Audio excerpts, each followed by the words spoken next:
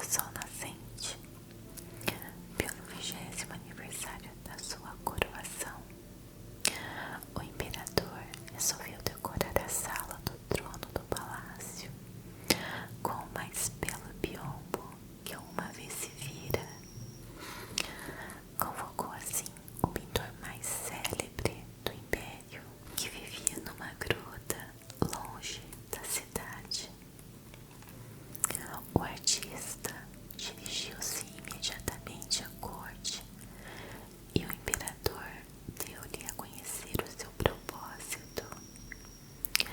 No biombo da sala do trono deviam figurar 2 dragões, um azul e o outro amarelo, para simbolizarem o poder do império e a paz que tinha caracterizado seu tempo de reinado. O pintor fez uma vênia e respondeu que pintaria 2 dragões em seda preta, mas com uma condição: para o biombo ser tão belo como era a vontade do imperador, precisava de um tecido de seda, mas a seda teria de ser mais fina do que todas as sedas alguma vez tecidas. Vou retirar-me para minha gruta, acrescentou o pintor, até que a seda seja tecida. Assim terei tempo de me preparar para fazer a pintura dos dragões. Em seguida, o pintor abandonou a corte e regressou à sua gruta, começando logo a trabalhar. O imperador ordenou que começassem imediatamente a fabricar a mais fina seda que alguma vez se vira. Mas a feitura foi muito mais difícil do que o imperador imaginara.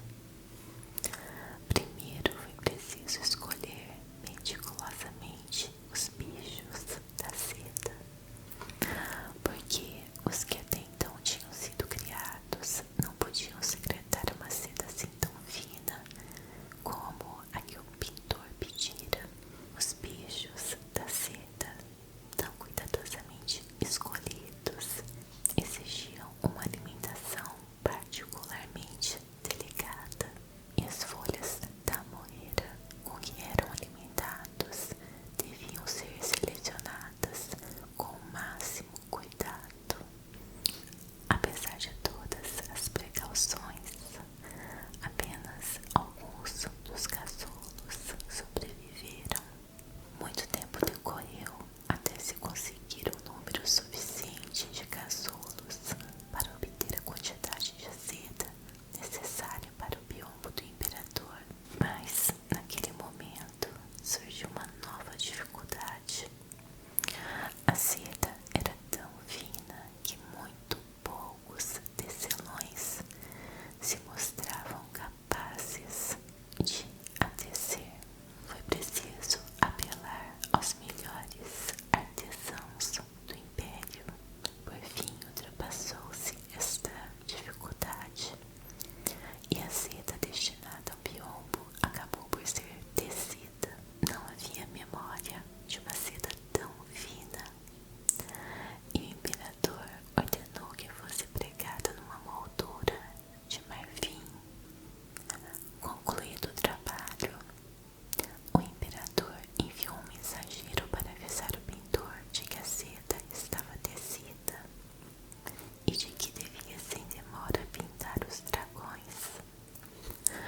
Mas o pintor pediu ao mensageiro que dissesse ao imperador que ainda não tinha acabado de preparar o seu trabalho.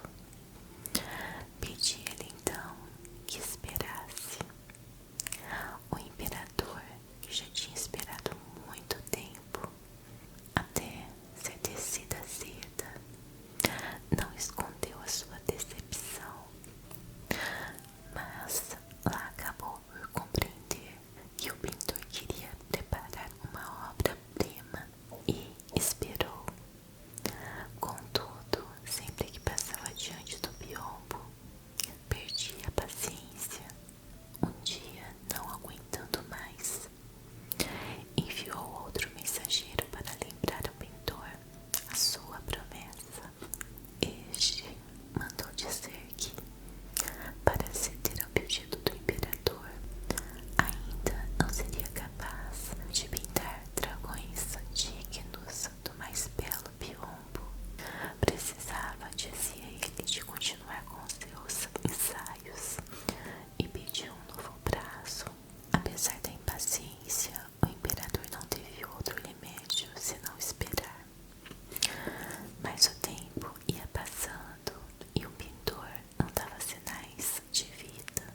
E sempre que o imperador passava diante do biombo inacabado, sentia crescer a sua irritação. Um dia, no limite da paciência, enviou um novo mensageiro, ordenando-lhe que trouxesse o pintor à corte, a bem ou a mal. O pintor aceitou finalmente acompanhar o mensageiro, e quando chegou diante do imperador, disse-lhe por fim que já se sentia capaz de pintar os dragões. Mandou então que lhe trouxessem tinta amarela, tinta azul e 2 grandes pincéis, e aproximou do biombo, deu uma pincelada, fez um traço amarelo, depois outra pincelada e fez um traço azul. Em seguida, pousou os pincéis e declarou que o trabalho estava concluído. Mal soube da notícia o imperador, feliz por pensar que o mais belo biombo alguma vez visto iria finalmente ornamentar a sala do trono. Precipitou-se para admirar a obra de tão célebre pintor. Quando chegou diante do biombo, nem acreditava no que seus olhos viam. Apenas 2 traços grossos, um azul e o outro amarelo. Convencido de que o pintor tinha querido debochar dele, ficou furioso. Mas com toda a calma e um ar muito sério, o pintor disse que aqueles 2 traços eram fruto de longos estudos, levados a cabo durante anos e anos. Em seguida fez uma vênia e quis retirar-se, mas o imperador, fora de si e convicto de que o pintor tinha estragado irremediavelmente a maravilhosa seda, cujo a construção levara tanto tempo e tinha exigido tanto cuidado, mandou prendê-lo. O imperador, encolerizado, não pregou o olho naquela noite. Na escuridão, os 2 traços, o azul e o amarelo, passavam e voltavam a passar diante dos seus olhos. Quando fechava as pálpebras,